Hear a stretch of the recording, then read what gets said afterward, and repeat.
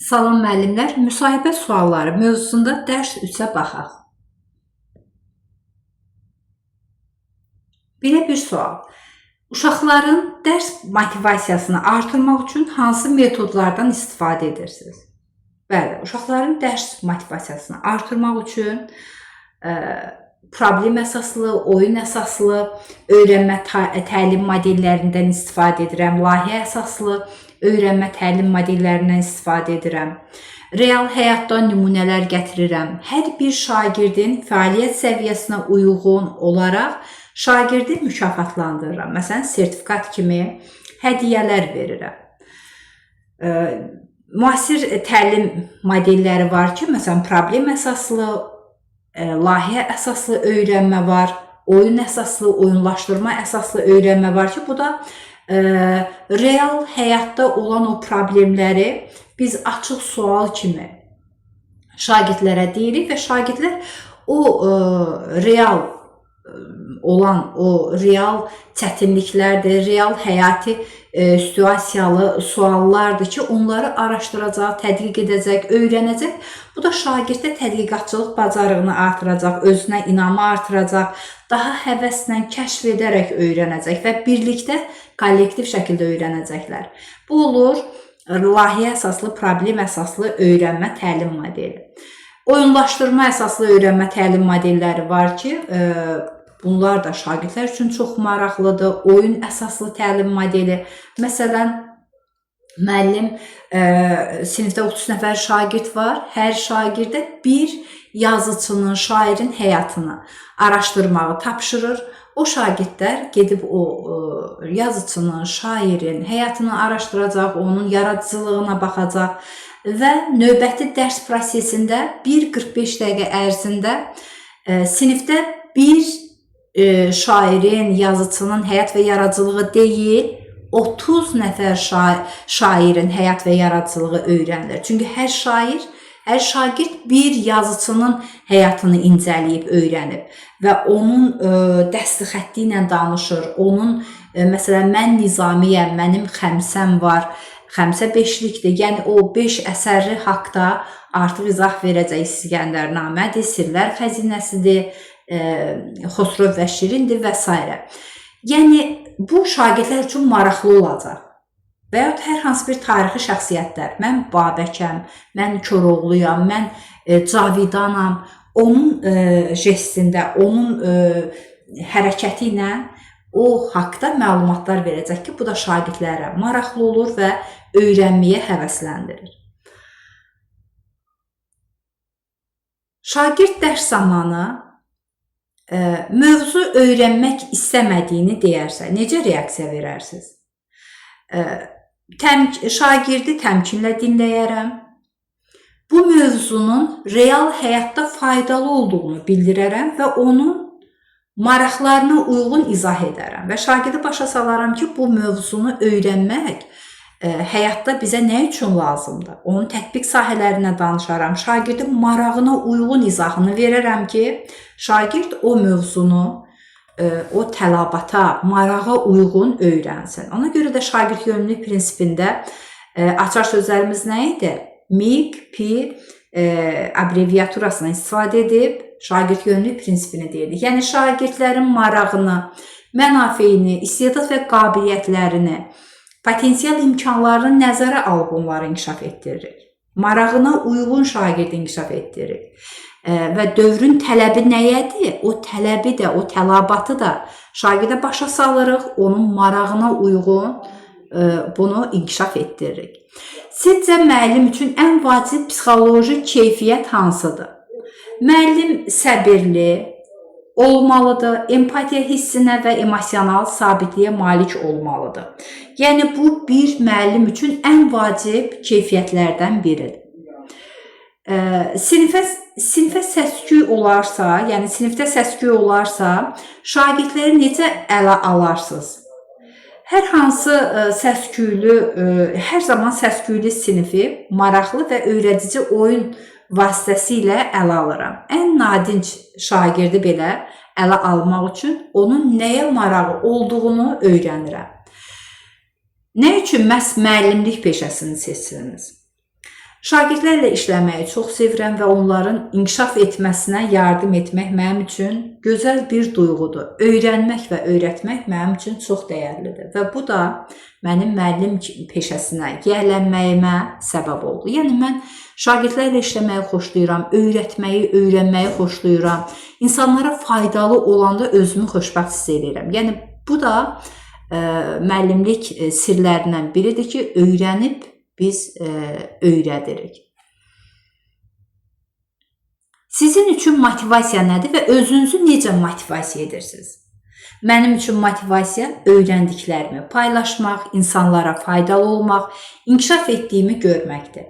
Özümü motivasiya etmək üçün gələcəkdə qazanmaq istədiyim uğurlarımı beynimdə vizuallaşdırıram və onu doğru planlı, məqsədli şəkildə addımlayıram. Fəal təlim nədir və nə üçün vacibdir? Şagirdin təlimə aktiv olduğunu öyrənmə metoduna fəal təlim deyilir. Fəal təlim tənqidi düşüncəni, əməkdaşlıq və ünsiyyəti inkişaf etdirir. Yəni, fəal təlim, interaktiv təlim deyirik buna. Şagird aktivdir, amma ənənəvi təlim modelində şagird passiv idi, müəllim aktiv idi. Burada isə əksinə. Şagird aktivdir, müəllim fasilitatordur, yol göstərəndir, istiqamət verəndir. Şagird özü tədqiqatçıdır, şagird özü araşdıracaq, axtaracaq, qruplarla işləyəcək, cütlərlə işləyəcək və yaxud fərdi və yaxud kollektivlə işləyəcək. Şagird üçün dərs maraqlı keçəcək, monotonluq təşkil etməyəcək. Amma ənənəvi qaydada şagirdlər ancaq müəllimi dinləyirdi, əlləri part üzərində, gözlər isə müəllimə baxır, yəni bu da yorucudur. Əslində bəzi müəllimlər bunu daha məqsəd uyğun sayır. Amma dövr inkişaf etdikcə zamana tələbat dəyişir. Yəni elm texnologiya inkişaf etdikcə şərait dəyişir. Bu şəraitə uyğun biz şagirdləri formalaşdırmalıyıq. O təlim modellərinə uyğun şagirdləri yetişdirməliyik. Şagirdlərlə işləməyin hansı çətinlikləri ola bilər? Hər bir şagird fərqli ailədə, fərqli bir mühitdə böyüyür. Ona görə də onların maraqları və düşüncələri də fərqli olur.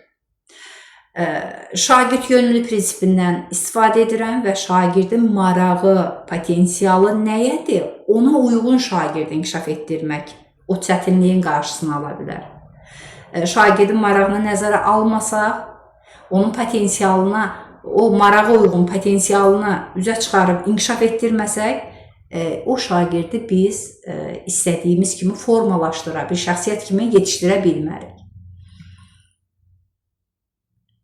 Qiymətləndirmə meyarı nəyə uyğun olmalıdır? Qiymətləndirmə meyarı dərsin təlim nəticəsinə uyğun olmalıdır. Yəni, alt standartdan təlim nəticəsi çıxarılır, dərsin məqsədi çıxarılır.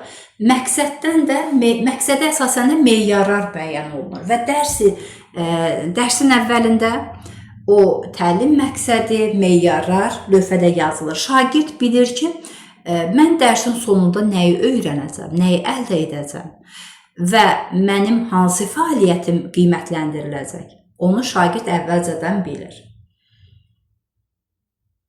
Təlim nəticələri necə yazılır? Bilirik ki, təlim nəticələrinin SMART modelinə uyğun meyarlara əsasən yazılır.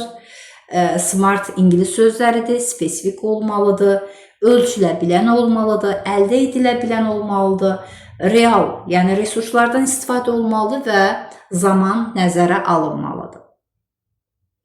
Dəstəkləyici mühitin yaradılması nədir və siz onu necə təyin edirsiniz? Bəli, dəstəkləyici mühitin yaradılması təhsilin keyfiyyət göstəricilərini yaxşılaşdırmaq üçün sağlam mənəvi psixoloji mühitin, yaradıcı və təhlükəsiz təhsil şəraitinin təmin edilməsidir. Dəstəkləyici mühit odur ki, sağlam mənəvi psixoloji mühit yaradırıq. Şagirdin qorxmadığı, çəkinmədiyi, fikrini rahat, sərbəst halda ifadə etdiyi bir mühit yaratmalıyıq ki, şagird istər ailə daxilində, istər sinifdə, istər cəmiyyət arasında hansı çətinliyi varsa, onu müəllimə deyə bilsin. Məsələn, bullyingin qarşısını biz belə ala bilərik dəstəkləyici mühit yaratmaqla. Şagird şagirdi incidəcək. Əgər müəllim şagirdlə sağlam mənəvi psixoloji mühit yaratmayıbsa, o sinifdəki şagird çətinliyini müəllimə deyə bilməyəcək və bu da intihara qədər gedib çıxır. Ona görə dəstəkləyici mühitin yaradılması ən vacib, ən keyfiyyətli göstəricilərdən biridir ki, bunu müəllim yaratmalıdır və şagirdlərin təhlükəsizliyini təmin etməlidir. Məsələn, laboratoriya işidir. Oradakı cihazların, naqillərin təhlükəsiz halda olmasından əmin olmalıyam ki, şagirdləri mən laboratoriyaya aparam. Bu da dəstəkləyici mühitin yaradılmasıdır və bu sualı belə cavablandırır. Multikulturalizm nədir? Bəli, multikulturalizm bir çox fərqli mədəniyyətin bir arada yaşandığı cəmiyyət, çox mədənilik deməkdir. Yəni Azərbaycan, yəni bizim ölkəmiz çox millətli bir ölkədir. Burada müxtəlif xalqlar yaşayır. Hər bir xalqın özünün adət-ənənəsi var, mədəniyyəti var və milli bayramları var, milli geyimləri var, milli mətbəxi var. Yəni bunları biz hörmətlə qarşılayırıq. Multikulturalizm odur ki, çox millətli xalqların adət və ənənəsinə hörmət edirik və onlarla birlikdə yaşayırıq. Metakognitiv biliyi necə formalaşdırırsınız? Bəli, metakognitiv bilik ən üstün bilikdir. Meta üst deməkdir, kognitiv təfəkkür. Biliyin 4 növü var. Faktoloji, yəni deklarativ bilik, konseptual bilik, prosedural bilik, metakognitiv bilik. Metakognitiv bilik, yəni şagirdin özü haqda məlumatlı olması, özü üçün bir hədəf, bir strategiya seçməsi. Şagird nəyi bilir, nəyi bilmir, özü haqda məlumatlıdır. Əgər bu varsa şagirddə metakognitiv bilik var və biz də o biliyi formalaşdırmalıyıq. Çünki öyrənməyi öyrənmək bir bacarıqdır, 21-ci əsr bacarıqdır. Məsələn, biz kurikulumu necə öyrənirik? Açar sözlərlə öyrənirik. Məsələn, orada abreviaturalardan istifadə edirik. Məsələn, kurikulumun keyfiyyət göstəriciləri, PEDA sözünü yadımıza saxlayırıq. Əslində PEDA deyə bir şey yoxdur. Özümüz üçün bir açar söz təyin etmişik. Kurikulumun praktik olması, effektiv, davamlı, aktual olması. Öyrənməyi öyrənmək bacarığıdır bu. Yəni metakognitiv biliyi necə formalaşdırırsınız sualla belə cavab verir ki, şagirdlərə özləri haqda esse yazdırmaqla, fərdi iş forması vasitəsilə, özünü qiymətləndirmə ilə, bir də refleksiya üsulu ilə. Yəni metakognitiv biliyin açar sözləri öz sözüdür, hədəfdir, strategiyadır. Bunlar metakognitiv biliyin açar sözləridir. Digər biliklər haqqında da qısa məlumat verək. Demək, deklarativ bilik, digər adı faktoloji bilikdir. Deklarativ bilik odur ki, fakt olan əzbərçi biliklərimiz ki var, bunlar deklarativ bilikdir, faktoloji bilikdir. Onlar da iki yerə bölünür. Spesifik bilik, terminoloji bilik. Spesifik bilik, yəni məkan, zaman, şəxsiyyət, hadisə haqda məlumat, informasiyalardır. Məsələn, deyirəm ki, 1995-ci ildə konstitusiyamız yaranıb. Bir tarixdir. Necə bilikdir? Faktoloji bilikdir. Hansı növünə aiddir? Spesifik bilik növünə aiddir. Çünki orada zaman haqda bir məlumat verdik. Və yaxud deyirəm ki, Şah İsmayıl Xətai Azərbaycanın görkəmli sərkərdələrindəndir. Bir şəxsiyyət haqda məlumat verdik. Və yaxud digər informasiyalar olsun. Terminoloji bilikdə, faktoloji bilikdir, terminlərlə bağlı olan məlumatlardır ki, hər bir fənnin özünün terminləri var və bu da terminoloji bilikdir. Faktoloji biliyin terminoloji hissəsidir. Konseptual bilik var. Konseptual bilik nədir? Əzbərçi biliklərimizi bildik, artıq onun mənasını başa düşürüksə, mahiyyətini anlayırıqsa, onun izahını verə biliriksə, öz sözümüzlə deyiriksə, yəni interpretasiya ediriksə, ona aid nümunələr gətiririksə, demək bizim konseptual biliyimiz var. Yəni səbəb-nəticə əlaqələrini qura bilirik.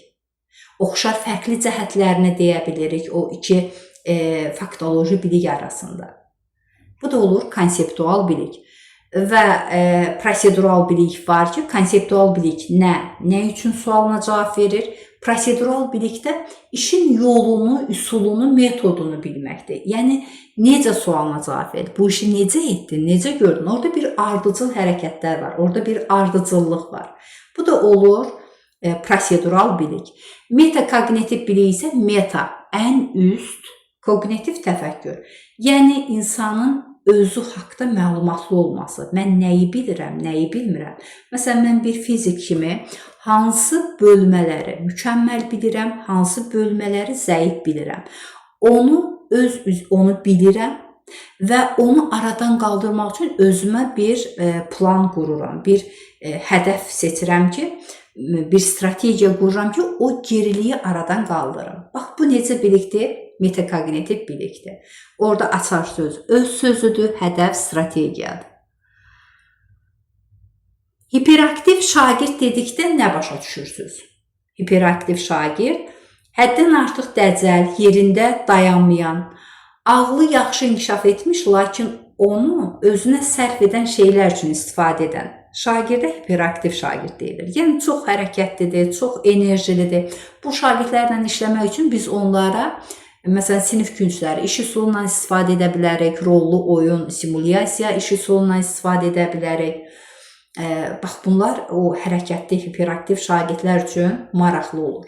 Onlar bir yerdə otursa, sakit otursa, bu onun üçün çox ağır olar. Ona görə müxtəlif iş üsulları var ki, o şagirdlərə uyğun o iş üsullarından istifadə edirik. Məktəbin əsas vəzifəsi nədir? Məktəb şagird üçün təhsili təmin etməli və ideal şəxsiyyətlər formalaşdırmalıdır. Mühiti şagird yönümlü qurmalıdır. Bütün diqqətini maraq və tələbatına yönəltməlidir. Yəni, məktəbin vəzifəsi şagirdləri marağına uyğun, onların potensial imkanına uyğun, onu bir şəxsiyyət kimi formalaşdırmaq. Cəmiyyətə, dövlətə, ailəyə, xalqa bir yararlı bir şəxs kimi formalaşdırmaq. Bu, məktəbin vəzifəsidir. Bu da, yəni, hər bir şagirdin də fərqli düşüncə tərzi var, öyrənmə tərzi var, xarakteri var, yəni temperamentə malikdir ki, buna uyğun bu şagird yetişməlidir, bir şəxsiyyət kimi formalaşmalıdır. Bugünkü müsahibə suallarımız bu qədər, əziz müəllimlər. Sağ olun, növbəti dərslərdə görüşənədək. Əməyə hörmət olaraq dərslərimizi dinlədikdən sonra abunə olub, bəyənib, paylaşmağı unutmayın. Öz dəyərli fikirlərinizi yazmaq mənim üçün çox önəmlidir. Sağ olun, növbəti dərslərdə görüşənədək.